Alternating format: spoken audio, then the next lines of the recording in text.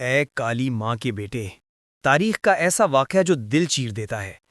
حضرت ابو ذر غفاری رضی اللہ عنہ نے حضرت بلال سے کہا، اے کالی ماں کے بیٹے، تو بھی مجھے ٹوکتا ہے؟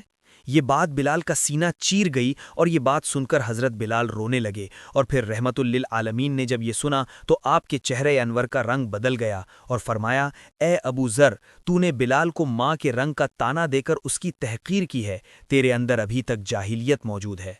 آپ کی زبان مبارک سے یہ سن کر ابو ذر کی ہچکی بند گئی اور عرض کیا، یا رسول اللہ، میرے لیے بخشش کی دعا کیجیے، اور پھر روتے ہوئے بلال کے گھر کی جانب دوڑ لگا دی۔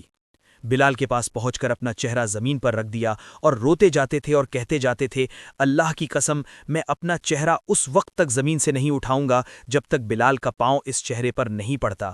اے بلال، آپ عزت والے ہیں اور ابو ذر ذلیل ہے۔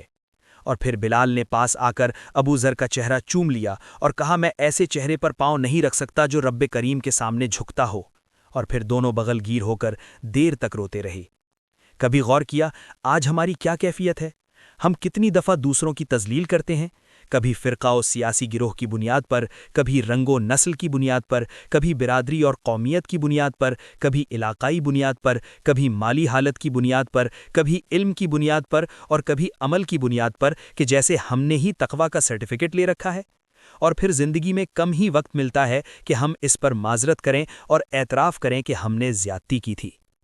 اللہ پاک ہم سب کو اپنے اندر کی میں ختم کرنے کی توفیق عطا فرمائے، آمین۔